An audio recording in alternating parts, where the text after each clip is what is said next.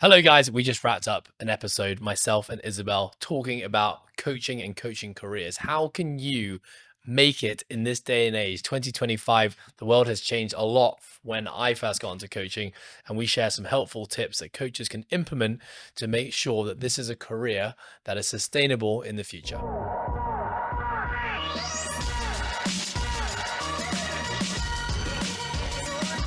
Hello, Izzy.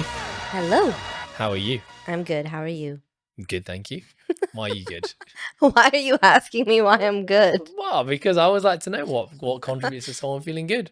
Yeah, I'm feeling good. Physically, mentally, emotionally, it's been a good start of the year. So yeah, I'm feeling Oh, good. actually, Oh you posted God. something Uh-huh. this weekend. I did. Yeah. Can you elaborate on your post? Can you firstly just quickly share what your post was saying?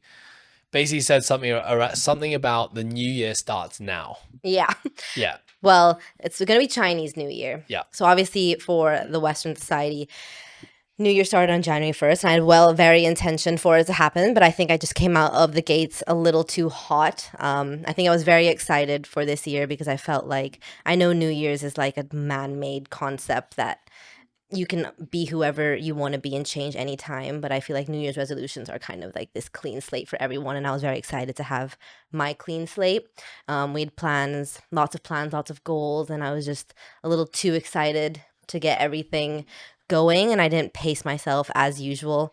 And then Isla got sick, my daughter, and so we just got really burnt out, and I was like burning the candles and everything, like trying to overload my training without properly fueling myself, trying to work late nights, early mornings, and just be um like a mom to my child. And yeah, so I was like, I had to really take a step back, and the universe was kind of like, well, just slow the fuck down, right? And then yeah, so it was just like, okay, I learned my lesson. At least I learned my lesson 2 weeks in. Now it's time to actually So when you go say ahead.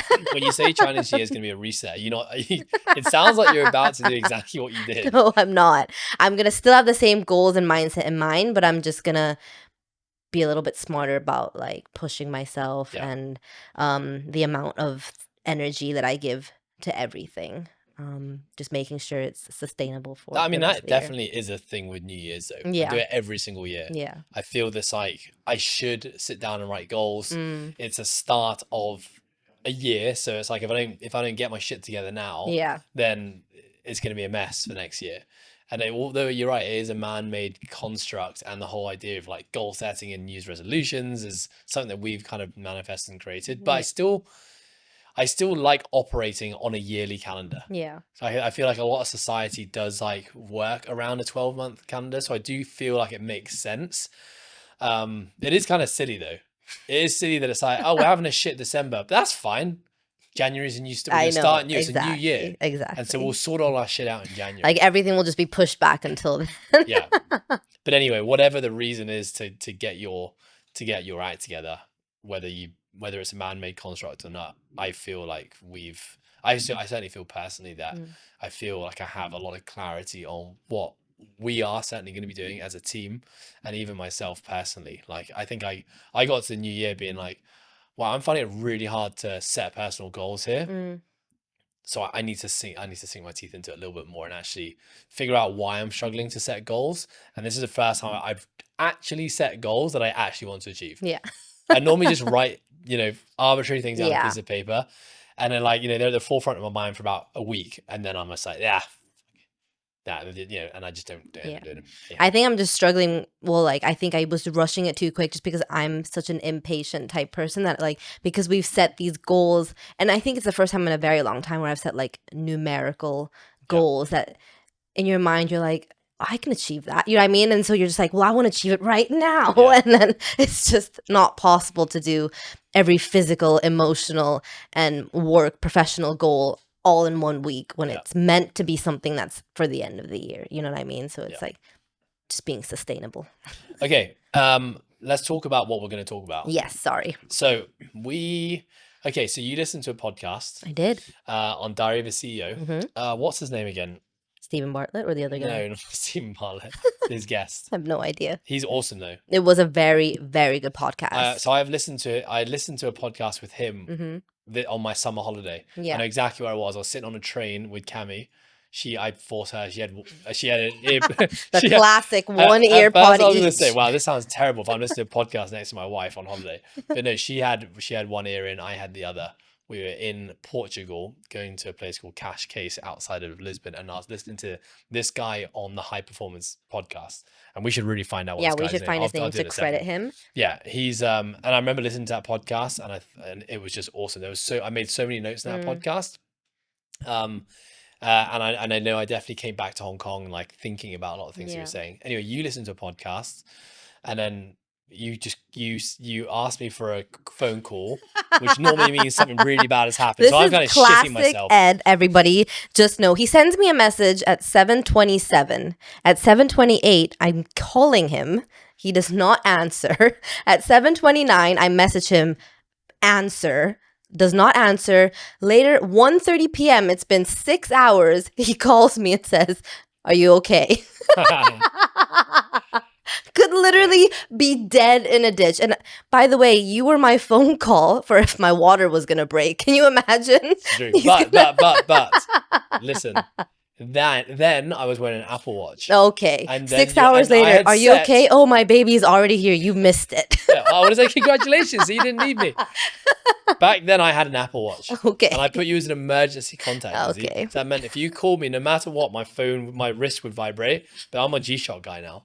Okay. So, anyways, anyhow, we digress. back to it. We digress. So the reason I did this is because I was out for a run and I listened to this podcast, and this is one of my goals for this year, was to like get back to learning, because over the last year I found it very hard to find time for myself to listen to podcasts, and I used to listen to one a week and read one book a month, and I've completely lost that. And as soon as I listened to it, wow, it was just like the universe was like, you need this podcast right Everything you now. needed to Exactly. Everything that I needed to hear in terms of business, in terms of marketing. And it was really nice because it's a lot of things that we've talked about before and that we've always encouraged and we've always pushed. But it just kind of, because I felt like I was beating a dead horse, we never actually took it off. And it was a perfect moment to come back, because it's like, this is what we need to be doing in every avenue of our business and personally as people, right? So I think I'm going to pause you there because it's called, Daniel Priestley. That's it. So it's the money-making expert. Yes.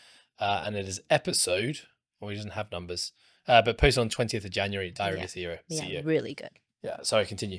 Yeah, so it was everything that I needed to hear as head of marketing here in our businesses, but as also like your person where I'm like, you need to be posting this, you need to be doing this. And so it was just like, I wrote down so many things and it gave me so many ideas, especially right now, and we're in this season of we're trying to create stuff and make things happen. Right? Yeah, you basically called me and said, Ed, your social media is shit. That's literally the first and thing that came out of my mouth. You need to step up your game massively because your crap performance is holding our business back. That's literally what I said. Like, you're right. Oh, okay. Let's get into the details of it. Actually, I didn't. I just kind of sat silent, just as you were like, okay, rinsed for about 10 minutes. And I was like, right, okay. No, Anyhow. no. Your first question was, you mean my content is shit or my frequency is shit? You were just trying to defend yourself. I was like, I didn't even want clarity. You're just saying everything's shit right now. But I think okay. So where we're going with this is because so one of the very common themes, at least at the start of the podcast, he's talking about building a personal brand and just how important that is in this day and age. Just of how we've evolved, social media's evolved, how we consume media has evolved, and it sparked obviously a thought in you. You sent me this podcast, and I had a lot of thoughts as well listening to it, just in terms of how we could do a better job of basically building our brand. But it made me think a lot about when I first got into coaching and just how different the landscape is now. And, when I think about, actually in the podcast, Stephen talks about, they use an avatar, right? This young couple comes up to Stephen and says, we want to start a business, can you tell us what the things we have to do to get this thing off the ground?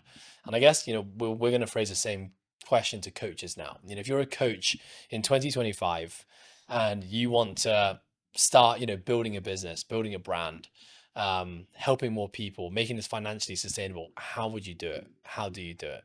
And I think that's probably what we're going to use to kind of like steer our conversation now.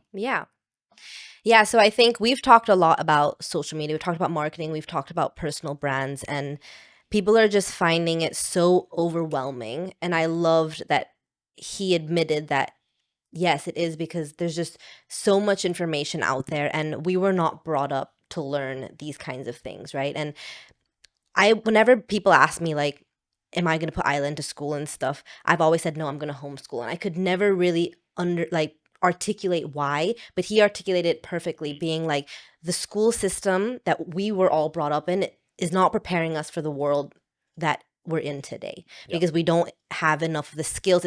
It's bringing up people for the industrial age. Well, we're now in the digital age, and it's not giving us those tools and resources to be and to thrive and succeed in the digital age, right? And so unless that changes, I don't see why I should be investing in that old system. And I feel like we're there now. Yes, there is so much free information now, like podcasts, YouTube, all of those things, but we have to go out and actively try to search them, because we weren't brought up for everything that we need to do now. And so I can understand why people are overwhelmed and feeling like they're not heard. Also feel very insignificant. Yeah. Exactly. They feel insignificant. They feel lost, and they don't know where to start. And I love how he was like, you don't have to have 1 million followers. You don't have to have 100,000 followers to be someone of value. Everyone has something valuable to give out there. You just have to know how to communicate it in a way that's relevant and that's relatable, right? And so, and you have to start. And I loved how he said that as well. Like, anything that you put out into the world is now something that is going to be valuable and that you could um, potentially sell in the future, but you have to start somewhere, right? And so people who have 5,000, and 5,000 is not even like an absurd number anymore, you know, but imagine you're impacting 5,000 lives. You have between 5,000 to 15,000 followers. You are now a key opinion leader who has so much value, and businesses are actually wanting to invest in these people because the followers of these people actually turn over sales, right? Because the people who have millions and millions, it's like they don't necessarily turn over sales anymore. They're just like aspirational people. So it's like you need to start investing in your brand right now, simply by just giving what you have to offer in a beautiful packaged way, using the free resources that we have, because you just need to start with one person, two people reading and enjoying or watching what you have to give. And then from there, you'll be able to create this product and this business that then fulfills you, right? So it's like, if you're not in this day and age using social media as your portfolio or something to present yourself, you're already way behind people who like have started that years ago. And I feel like a lot of coaches are starting off with nothing with that. Okay, so can I ask you let's base this whole conversation off this idea that we have someone who is new in the coaching industry. They've just graduated from the Process Education individual coaching Oh, course. amazing. And they're wanting to enter the coaching space. Yeah. Like, what is your advice with social media? Like, is it a must do? Is it mandatory? Yeah, how would you approach that conversation? It is 100% mandatory. We're in the digital age. If you're not online, what are you doing? Unless you're okay, sorry. First, you have to decide what you want. Yeah. Okay, like you have to decide what is going to fulfill you, what is going to be sustainable, and what you want to be doing 10, 20, 30 years from now. I think I've made that mistake, and we've made that mistake when we're looking at our coaches, thinking that everybody wants freedom. They want financial freedom, they want flexibility, and they want freedom of time to not be constrained to a 1 hour coaching to 1 hour pay. If that's what you want, then no. You don't need to have an online presence. If you're happy just walking into a gym, coaching a group class, coaching clients who are filtered to you from the gym, then no, don't even bother about social media. So that's where I'm going to start, if that is what makes you happy. If you want to make, in my opinion, a sustainable career out of coaching, meaning that you can still make money when you're sick, you can still make money when you travel, and you can be earning even when you're not on the coaching floor or one-on-one with someone, then you need to have an online platform. Because what we've learned is that the more people you can serve and the more value you can provide, the more successful you will be and the more money you can make. And how will you do that? By being able to be in multiple people's pockets at the same time without you even having to do any work. That's called scalability, right? So that's where I would start, where it's mandatory. Okay, so then then the conversation of, okay, you have this avatar has one certification Mm-hmm. Where do they invest their time into now? Do you say like, okay, you got some knowledge now, Mm-hmm. go out there and start posting on social media and like, focusing on, providing value to the world via whether it's Instagram or LinkedIn or YouTube, whatever it is? Or do you say, get your head in to the gym and spend your time coaching people and getting the experience and getting a 10,000 hours type thing? Like, what do you think? I think you need to know what you have to offer. I think a lot of people who just do a certification and be like, I want to be a coach, I'll coach anyone, anytime, anywhere. I don't think that is good enough anymore. You need to you need to be.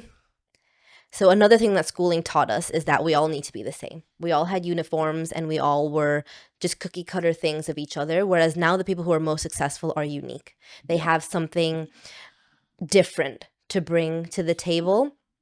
And that's what makes you stand out. Yeah, and actually his first podcast I listened to, he said, one of the things that he didn't like about the school system was the fact that at school, if you're disruptive, Yep. you get punished. Mhm. But he says, the most successful people in the business world Are are the disruptors. disruptive people. And Exactly. if we're stopping people being disruptive, like going against the norm and saying, sharing a different opinion or trying something different, like what knock-on effect does that have to the business world? Yeah. We're killing innovation, we're killing, yeah, Creativity, creativity, imagination, yeah, like, evolution. exactly. So it's like, those are the people who are succeeding right now. The people who have personality, the people who have something different to give, the people who are not afraid to speak their mind and who try new things, right? And so I know deep down everyone has their own niche value to provide. You just have to find it. Like, in a world that's so poised to make you want to fit in and not stand out and to consume and be like everybody else, like, what do you have to offer me that's different? And that's what clients are looking for. Like, I feel like everybody now can take a certification that will make you good enough to coach, that you can help someone lose weight safely, that you can help someone, like the general population, gain muscle mass in a sustainable way. I think high level coaching definitely is something that's an anomaly to what I'm saying right now.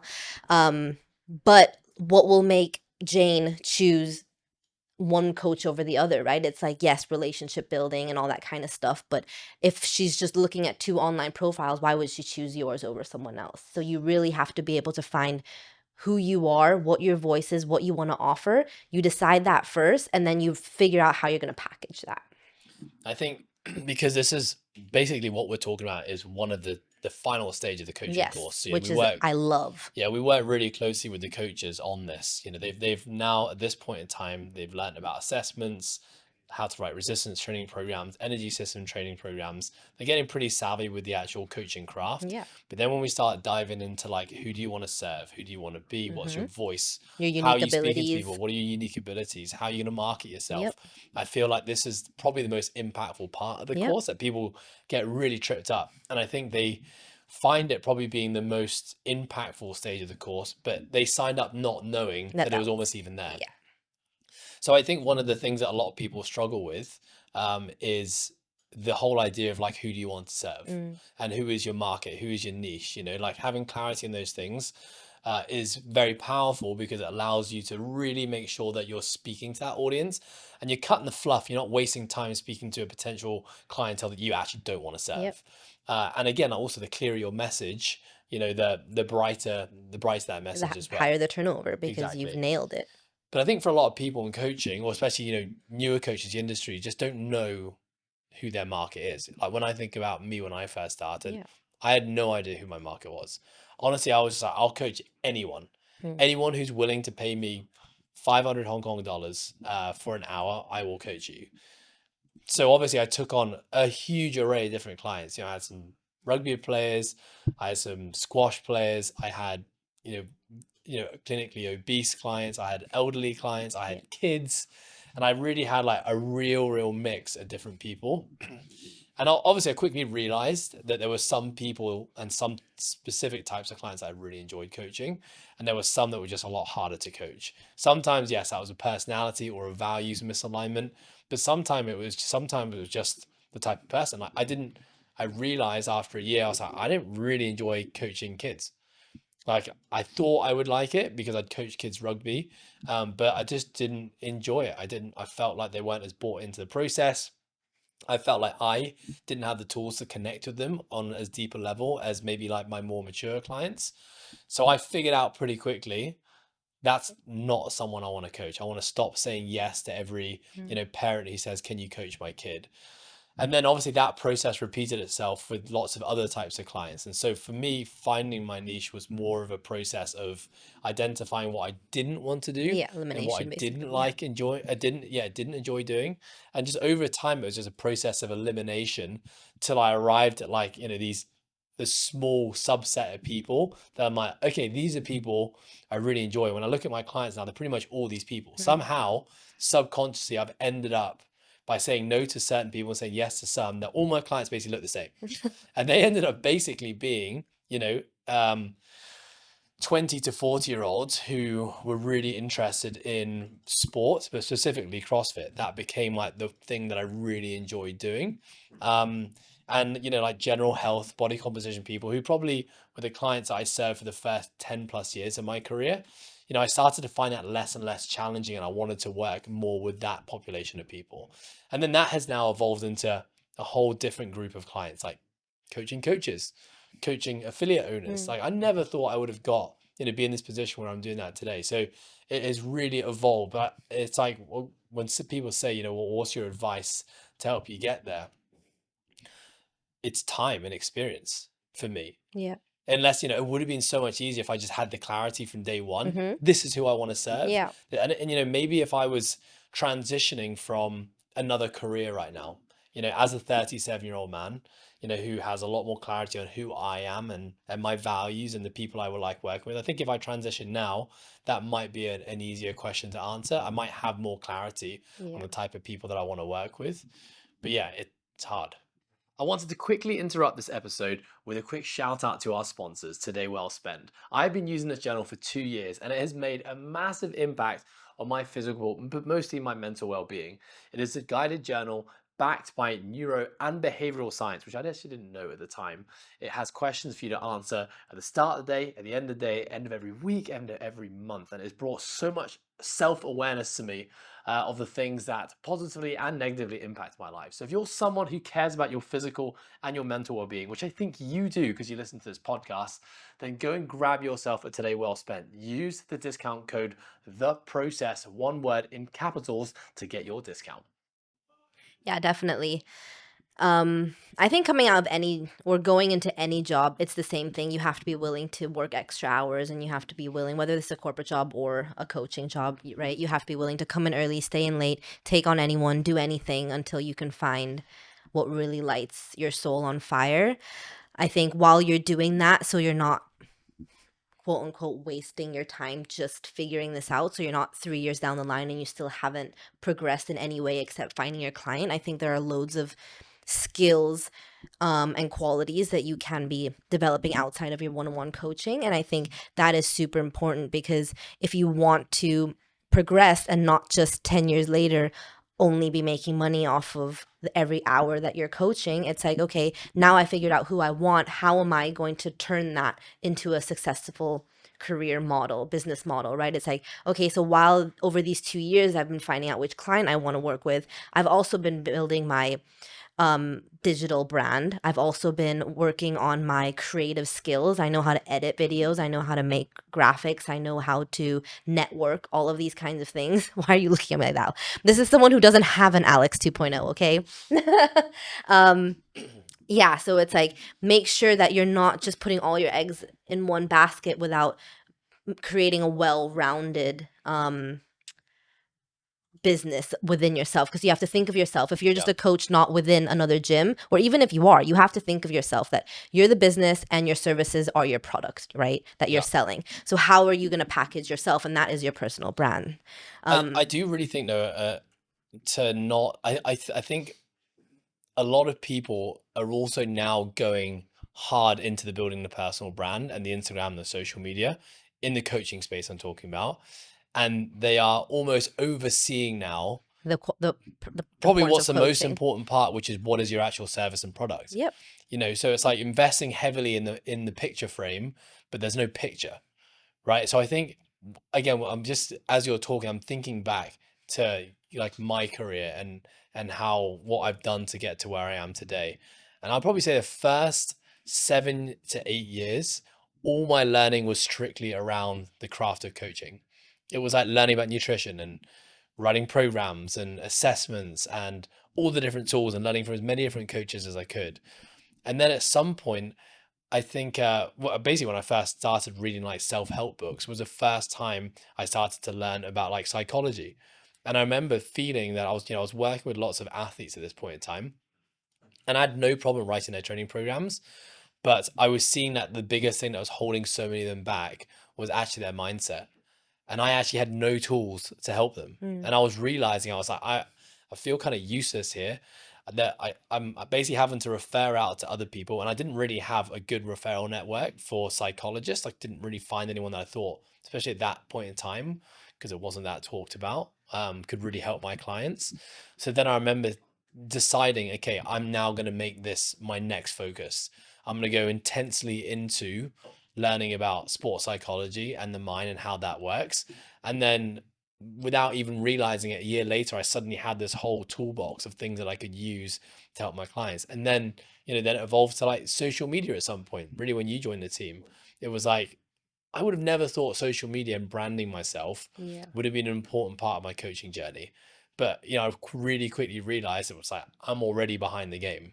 And if I feel like I've got a lot that I can share and I want to share, but I'm not able to share it because all I've done for the last 10 years is run a free seminar, um, or yeah, just coach my clients. I didn't really have any other way to get it out there. Yeah. But I think that's because that was the age. Yeah. Like that's very different now. Like getting into coaching now is a completely different fish tank, for lack of a better analogy, than it was 12 years ago. Like 12 years ago or 10 years ago, 5 years ago, before this online space really became a thing, it was like people were only looking for coaching in person.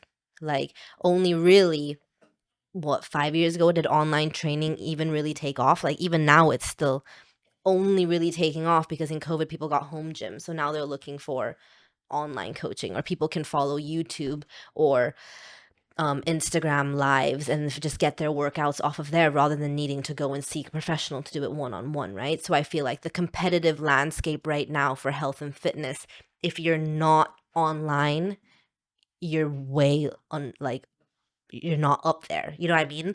If you're looking to make it a career beyond just a brick and mortar. Okay, so let's talk about, I think let's identify some of when we talk about coaches getting burnt out and leaving the industry, Yes. which is, I think one of this whole conversation is around how to make your coaching career sustainable. Yeah.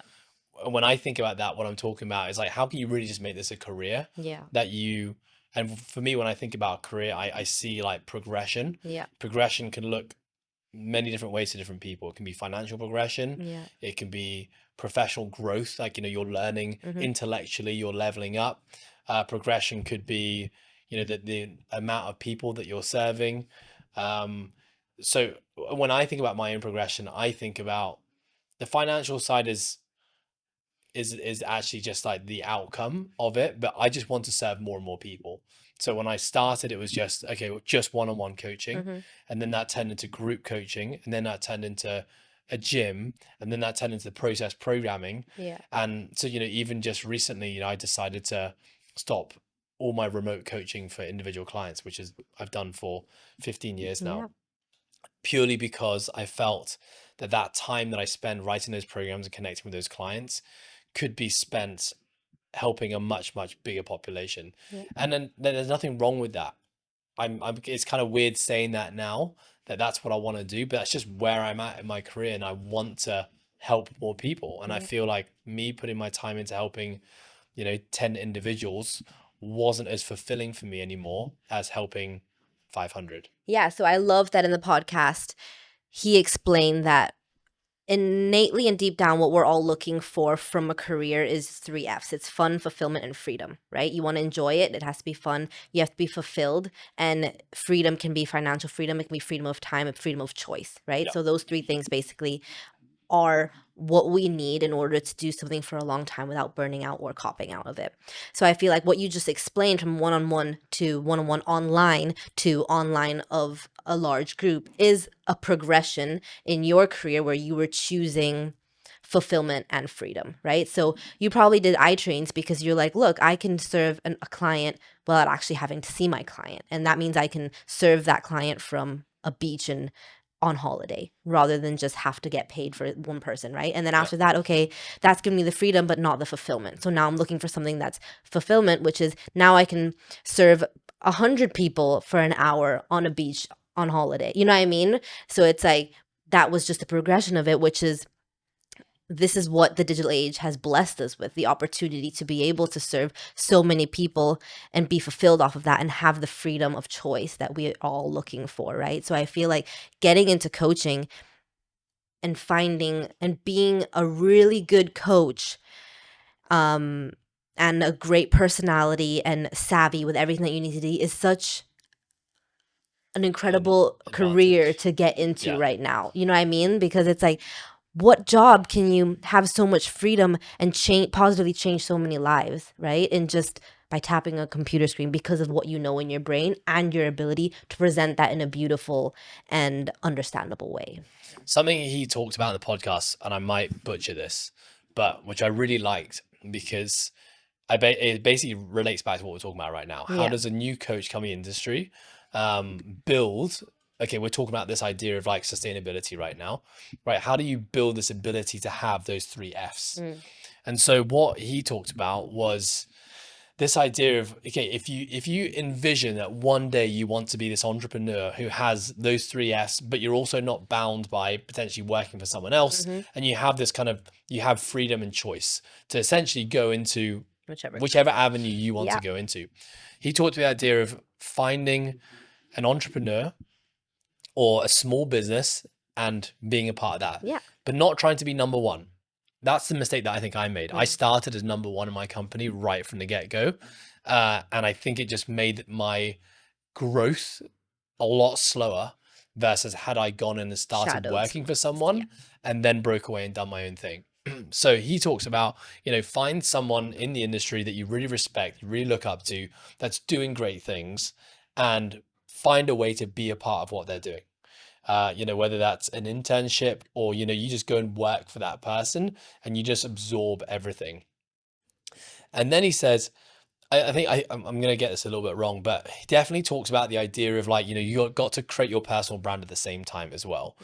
So whilst you're working for this person, you should be investing time in your personal brand. And we say it all the time. Yeah, that's what I was just talking about, where it's like, yes, you're learning skills to be a great coach, but at that same time, you need to be learning skills and qualities in order to package yourself in a way that you can sell, right?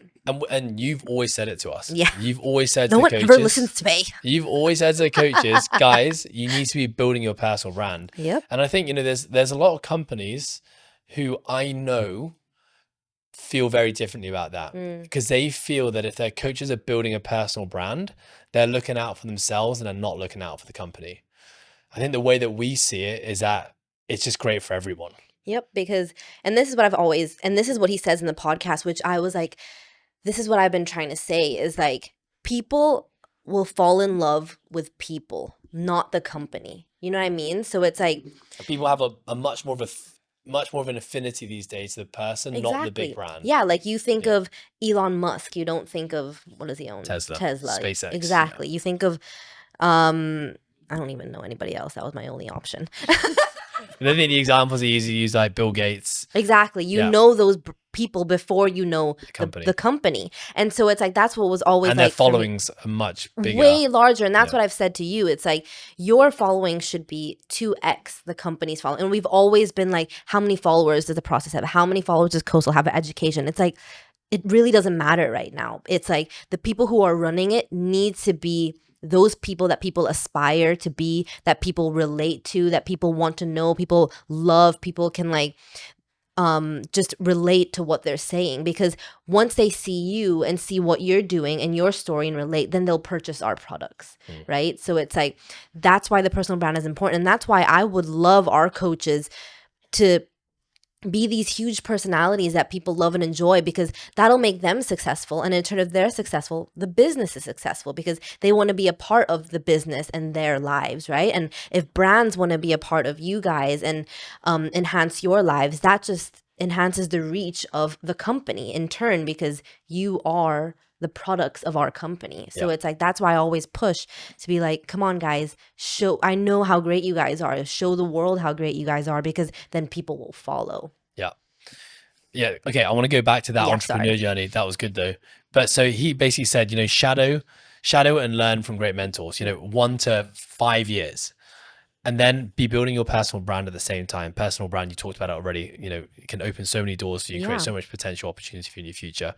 Then what I really liked was this concept of become an entrepreneur for, I think it was like 20 to 90 days. So rather than going and setting up a business and, raising money and taking on all this risk, paying for rent, instead set up something that has a definitive timeline and practice the art of trying to sell something, managing your accounts, and then it just ends and there's no risk. And if it fails, it's all good. So he talked about roses on Valentine's Day. Yeah, selling roses on Valentine's Day, for like 4 weeks before it, they go and knock on all the doors, try and sell as many roses as they can. And then at the end, they count how much money they made, how many roses they sold, and that's the business done. It's dusted. He also talked about being a nightclub promoter, he's going to different nightclubs. He has a deadline for when the night's going to be. How much can I sell? How much value can I provide? I really like that idea of like practicing the craft of, okay, now stepping away from someone else telling you what to do, and it's your chance to see if you can do it by yourself, but not doing what I did basically, and invest your whole life savings and investing everything into a business, which I'm very thankful turned out well. But could have been way more low risk had I just, I guess I kind of did, because I didn't sign a gym straight away. But yeah, going down that route and then just seeing if it's, because it's definitely not for everyone. Yeah, but that's exactly what coaches can be doing within their business, a gym that they're, and like that's what we encourage our people to do, and that's how we've brought a career into this, is that we're offering our coaches the opportunity to be like, okay, what are you good at? What do you love? Okay, let's package that in a way that will add value to our members and see if it's something that can stick. It's something that will be successful. If it's something that people will buy into, and then now that's yours. Like, and you have our resources and you have our, following in our market, so that already gives you a little bit of an advantage, but you do have to do the hard work of like research, pricing, marketing it, and getting people in, and obviously coaching it. And then if it's successful, then now that's your baby within this business, whether it's like High Rocks, whether it's nutrition, whether it's the gymnastics or endurance or barbell. These are all like subcategories of what we already had to offer, created by the passions of coaches. So it's like, that's your way of seeing if you can actually be an entrepreneur and be successful, is that go to your gym and be like, look, this is what I have to offer. This is what I want to start. I'll do everything, and let's see if it's successful. You essentially become an entrepreneur within a business. Within a business. So you have less risk. So one thing I guess this is, as a business owner, what I love to see is when my team comes up to me and they present a problem. Yeah. And the problem can be, hey, Ed, I've noticed that, okay, the turnover rate is quite high. Like quite a lot of our clients seem to be leaving the group classes. So they present the problem and then they come with a solution. Here's what I propose. I think that we should do X, Y, and Z. And I think that's going to help fix the problem. I would like to take on that job. And here's what I'm going to do to fix it. And then, taking it a step further, which is, if I'm able to achieve this by this date, I would like to earn this much, and I would like this to be my job responsibility. Yeah. It's essentially creating a business plan and pitching it to your boss or the business owner. And as a business owner, if someone comes and does that for me, number one, they've done all the hard work. The hard work that I probably know I need to do this, but I don't have the time or the energy or the resources to actually make it happen. Now, if someone comes and does this and just presents and pitches this and they show me what this could actually look like if we're successful. This is going to lead to 10 more members, which equals this amount of dollars more on a monthly basis. I can't think of a boss that's ever going to say no. Yeah. Maybe there are some bosses that might still say no. But then take your idea For the and make reason- it someone else do it. Exactly. But that's a very different way of thinking about how you can grow within your business than I think most people think. Most people sit and wait for an opportunity to come their way, or for them to be promoted, or fill in the blank. And because a lot of gyms aren't thinking bigger picture or trying to impact more people, maybe they're just content with serving their 100 people. And because the owners aren't thinking that way, we have a lot of great coaches in the industry who just kind of burn out and fizzle out and decide this is just not for me because I'm not growing. I'm not experiencing the 3 F's in my career. Let's transition to something else. So the thing I always want to encourage coaches to do is go ahead and do that. If you're feeling stuck, if you're not sure what the progression is, it's on you to figure out what problems need to be solved and how can you solve them. And when it comes to how can you solve them, it's what are your skill sets, what are you passionate about, what do you love doing, and present a plan on how you can achieve it. I think everyone in the coaching industry can do that more. Yeah. And I think you'll start seeing amazing things come your way.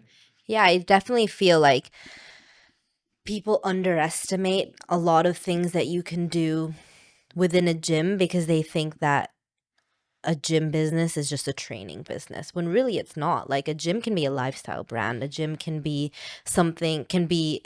profitable off of events because it's community building, it's bringing people together. Like, people nowadays who are investing in gyms are usually investing it in the community that the gym brings to them, meaning that they're willing to spend more than just their monthly gym membership if you have more to offer. For example, if it's merchandise, recovery things, if it's outside of events, if it's seminars, workshops. So it's like that already broadens your opportunity for growth to bring your skill sets, unique abilities to the company and it's cheaper for the company to find someone who's already inside and use their skill sets rather than hiring someone new or even outsourcing, right? So we really need to get out of this mindset that a gym is just a 1 hour a day for someone who wants to come and work out, because it no longer is that, in my opinion, right? And I feel like if as a coach you're looking for this opportunity for growth and scalability, it's not like a corporate job anymore where you're just a desk person, then you're a supervisor, then you're a manager, and that's probably it, unless you can become like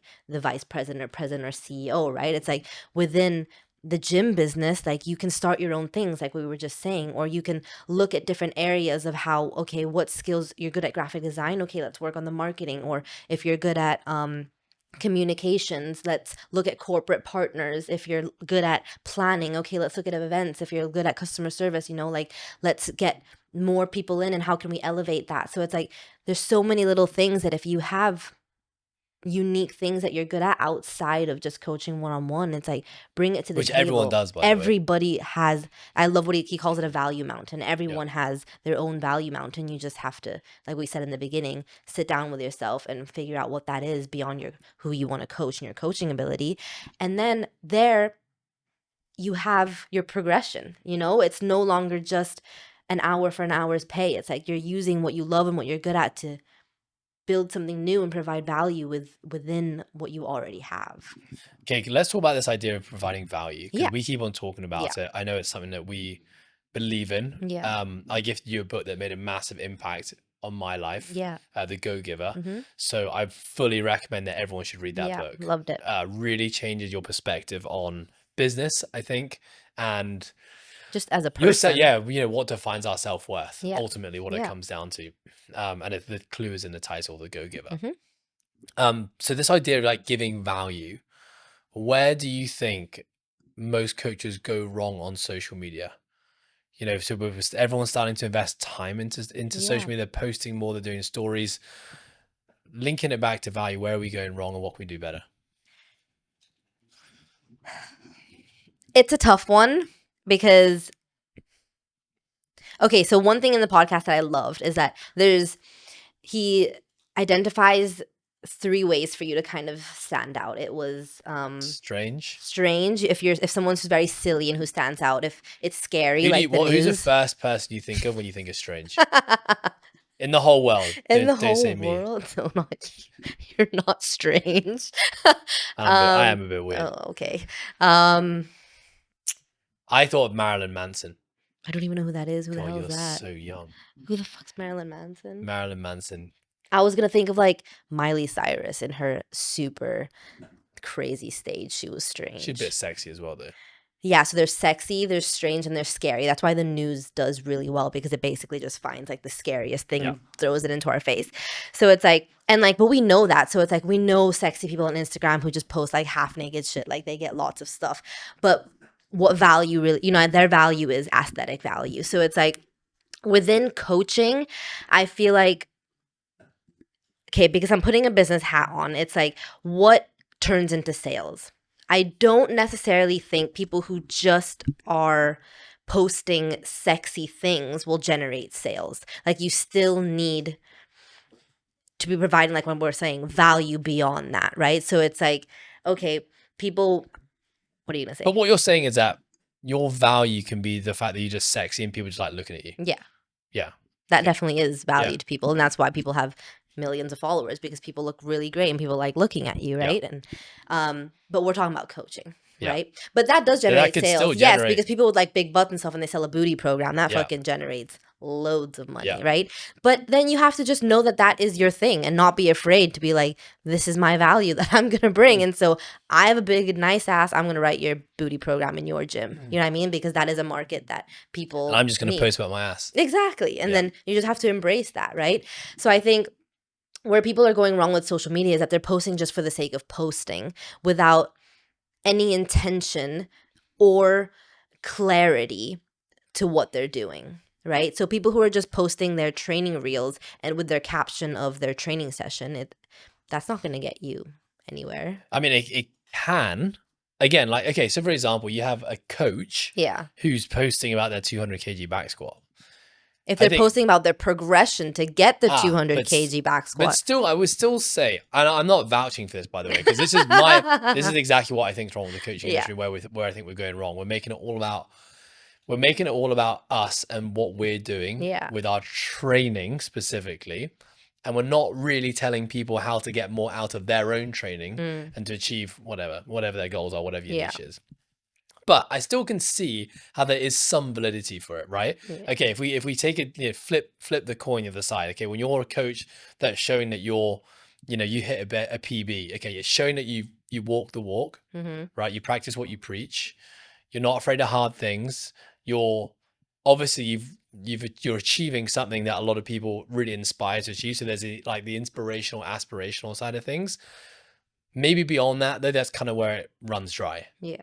Like, so, I wouldn't purchase that. I agree. So I think the thing is that enough Yeah. to induce a purchasing decision? No, because there's like, especially in this day and age, I can go hashtag on Instagram 200-pound. Is 200-pound back squat a lot for a man? I don't know, 200 kilo. We're talking about 200 kg.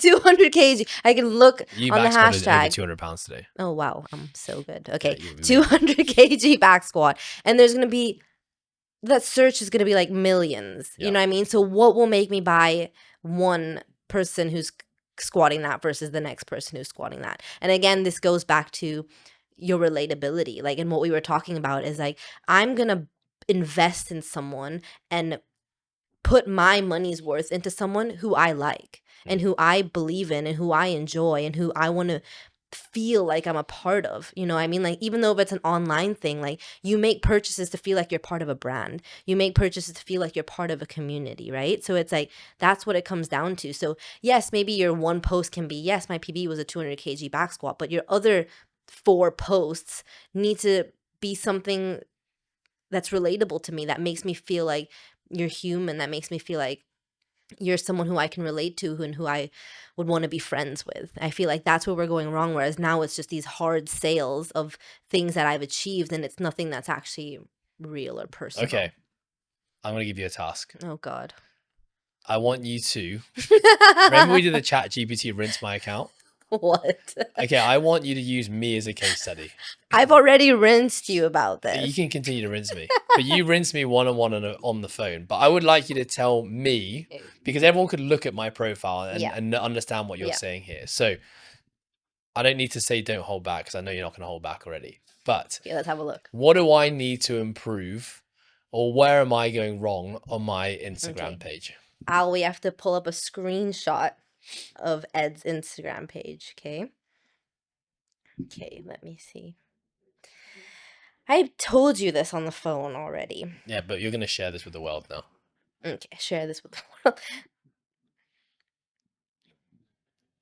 Okay. Pause is good. You're Yeah, struggling to find no. something here. So first thing that I've just recently learned, which I actually do think is really beneficial, is like as soon as I go to your profile, okay, high performance coach, I get it, but I would love, I would love I'm cringing just hearing that.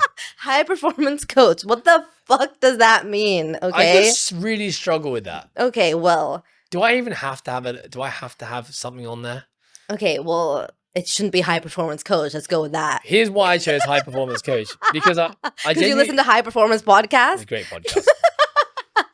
But I feel that with all the people that I serve, whether it's athletes, it's just everyday folks, it's gym owners or as coaches, I'm trying to get as much performance out of them as possible. Okay, you're rolling your eyes. Okay.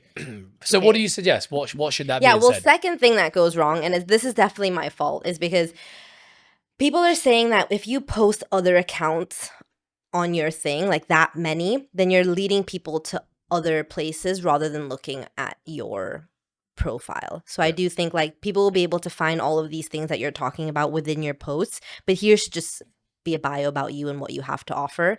And then if they want to buy your services and products, that's going to be what's in your post. Does that make sense? No. So instead of hard selling all of these things that we have to have, this should be more personal and relatable to you. You're talking about the fact that I've tagged at Process Program, at Coastal Fitness, at the Process Podcast. Remove all of that now. Yeah. Wow, Izzy.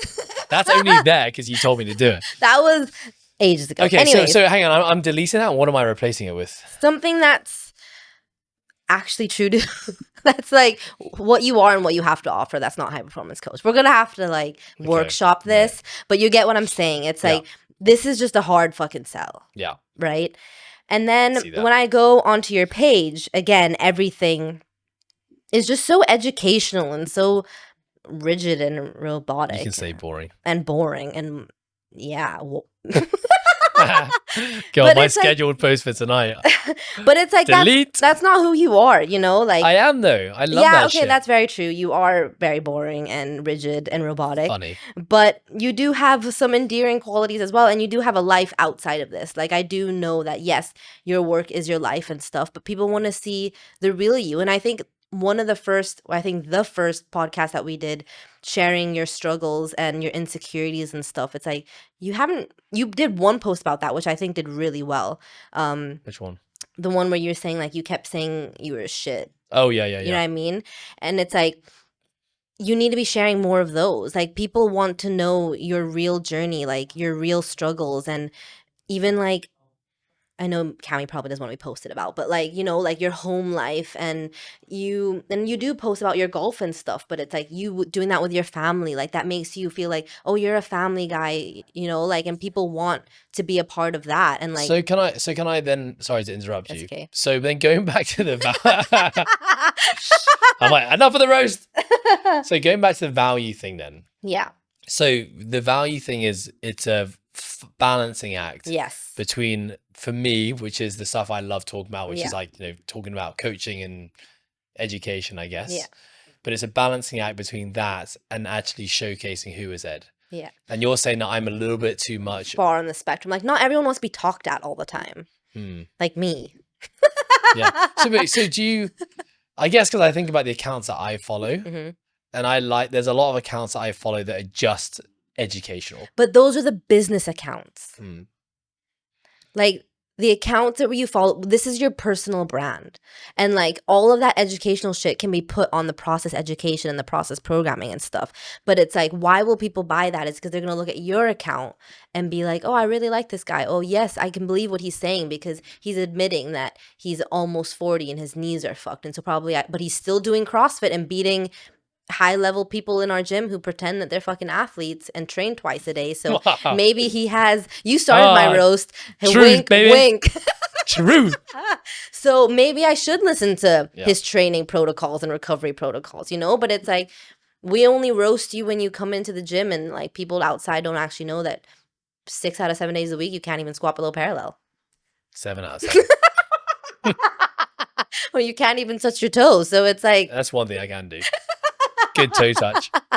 so it's like, Got it's it. that kind of relatability, because again, like we're saying, the company is where all this hard sell shit is. And then people go back to, oh, who's owning this company? Who's part of this company? Oh, I really like them. Let's do that. Okay, so then is there because I've always been the education guy, I feel like my account has pretty much always been that. Let's be honest. Okay, no, first you were the thirst trap guy. You I were was thirst red trap, yeah. flag Ed. True. And then you did a complete 180 into True. this. Now I'm this educator. Yeah. So Which I really like, by the way. By the way, it doesn't, those listening, it doesn't feel hard work. And I feel like it is very authentic, because something always happens in my day that I'm like, I would love to share that with people because I think it can help them.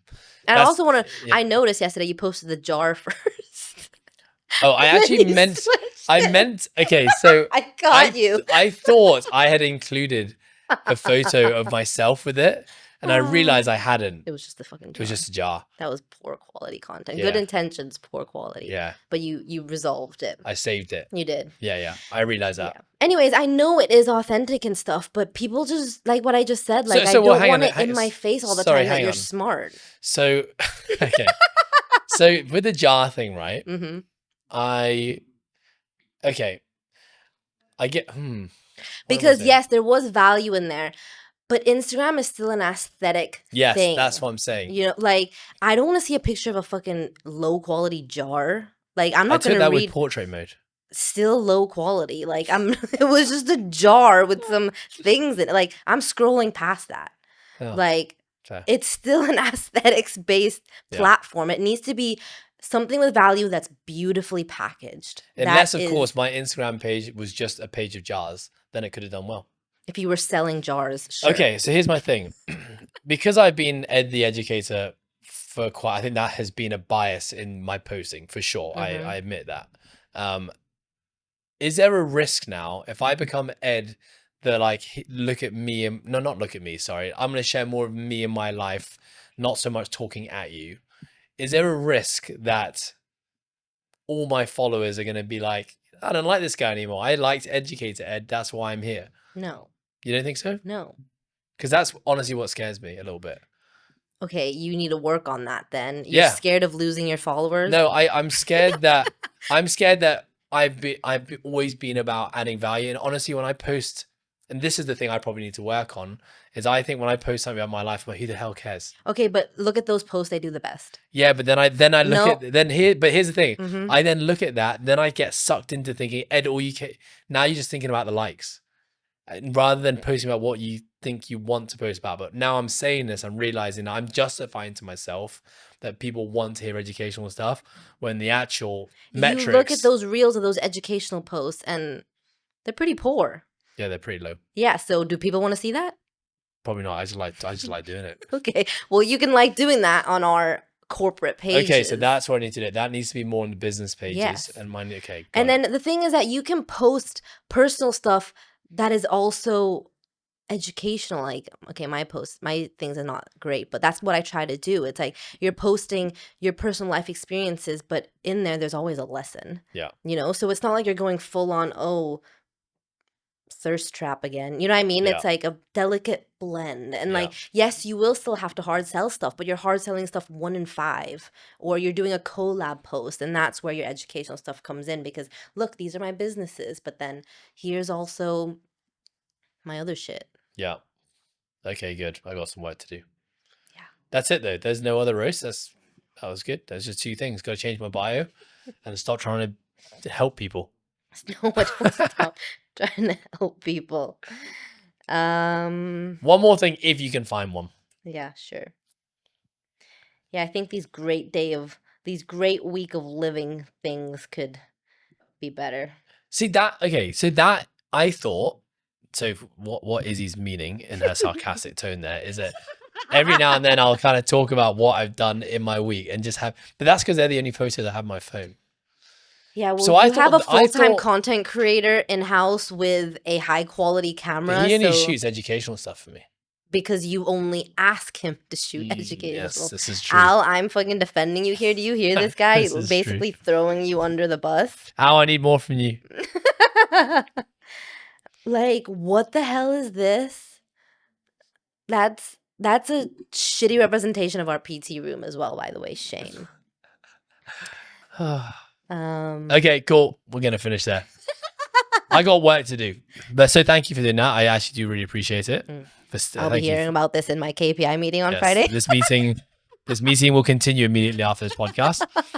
Okay, so I think let's summarize. Okay, sorry. Yes. Let's summarize, because this whole thing was about, how do we make coaching more of a sustainable thing? I think number one, you have to identify what it is that you want to do in your coaching career. If you want to just be a group class coach, there's absolutely nothing wrong with that. And maybe social media and building a personal brand shouldn't be your biggest priority. Instead, just get really good at group class coaching, build relationships with your members, and you're probably going to have, a really decent career. Yeah, exactly. But if you want more than that, then there's some different avenues to go. We talked about, work for a business first, surround yourself with people that inspire you and you aspire to want to be, be a sponge, take as much as you can, but building your personal brand, we can't see anything but it being an advantageous thing for you because it opens doors, and opportunities in the future. And then this idea of like starting something small. If you want to become an entrepreneur or a self-employed coach, practice doing something short. It can be like a transformation challenge. It can be, putting on a nutrition talk and then trying to, for 3 weeks, trying to get people to come to your talk. It can be so many different things that you can do that still align within coaching. And then when it comes to actually creating your own thing, if you're working for someone else, this idea of like pitching, create a business plan. How can you help them? And, simultaneously, how can you evolve to make sure that you're addressing your fun, fulfilled, and freedom. Okay, that didn't make Achieving sense. freedom. Achieving freedom, yes. But yes, the day and age that we live in, it's all about the personal brand. People care more about the personal brand than, the business logo and the big business brand. Create value as much as you possibly can. And you shared a lot of helpful things on how to do that. And yeah, make sure you're continuing to ask yourself what it is that you want to do and where your skill sets and passions lie, and try and align those things as much as you possibly can. Anything else? Yeah, I think the big takeaway for me is to always keep upskilling yourself, especially in the times, like taking courses, whether that's upskilling yourself in coaching, which you always should be doing, because coaching methodologies from years ago to now are always evolving, always changing.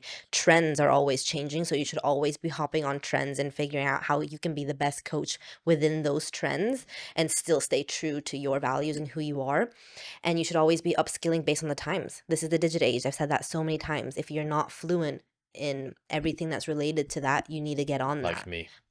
But you have, thankfully, resources to be able to do that, but not every coach does, right? So if you don't have the opportunity to have people who can do your graphics and videos and stuff, then you need to be learning that for yourself, because that's just more value that you're able to provide in this beautifully packaged way, which is very important in this aesthetic driven world at the minute, right? So it's like, yes, while you're figuring out who you want to coach, what you stand for, who you are, you still need to be finding time to be upskilling yourself to be someone that's relevant in this world. Love it. Izzy, thank you very much. Appreciate you. Before we say goodbye, here's one crazy statistic for you.